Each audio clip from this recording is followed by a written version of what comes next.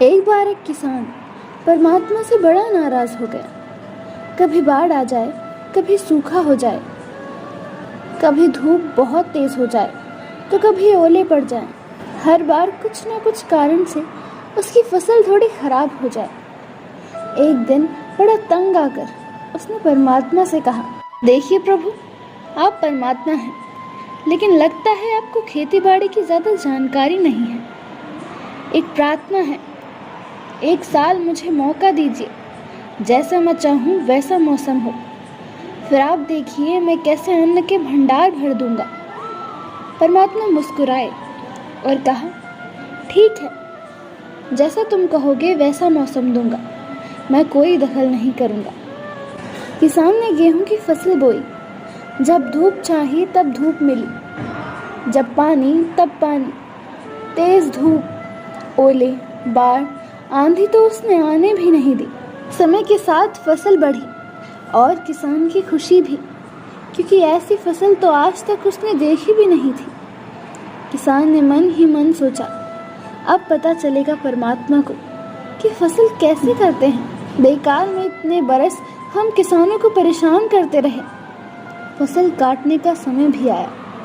किसान बड़े गर्व से फसल काटने लगा, लेकिन जैसे ही फसल काटने लगा, एकदम से छाती पर हाथ रखकर बैठ गया। गेहूं के एक भी बाल के अंदर गेहूं नहीं था। सारी बालियां अंदर से खाली थी। बड़ा दुखी होकर उसने परमात्मा से कहा, प्रभु ये क्या है? तब परमात्मा बोले, ये तो होना ही था। तुमने पौधे को संघर्ष का जरा सा मौका भी नहीं दिया।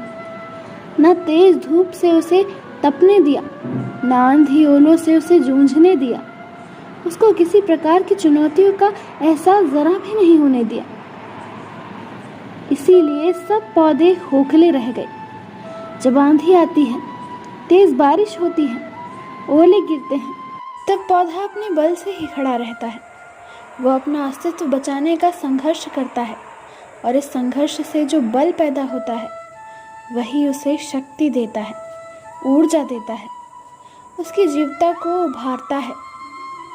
सोने को भी कंगर बनाने के लिए आग में तपने, हथौड़े से पिटने, गलने जैसे चुनौतियों से गुजरना पड़ता है। तभी उसकी आभा उभरती है, उसे अनमोल बनाती है। उसी तरह जिंदगी में अगर संघर्ष ना हो, चुनौती ना हो, तो आदमी खोखला रह जाता है। उसके अंदर कोई गुण नहीं आ पाता। ये चुनौतियां ही हैं जो आदमी रूपी तलवार को धार देती हैं, उसे सशक्त और प्रखर बनाती हैं। अगर प्रतिभाशाली बनना है तो चुनौतियों को स्वीकार करना ही पड़ेगा, अन्यथा हम खोखले ही रह जाएंगे। अगर जिंदगी में प्रखर बनना है, प्रतिभाशाली बनना है, तो संघर्ष और चुनौतियों का सामना तो करना ही पड़ेगा।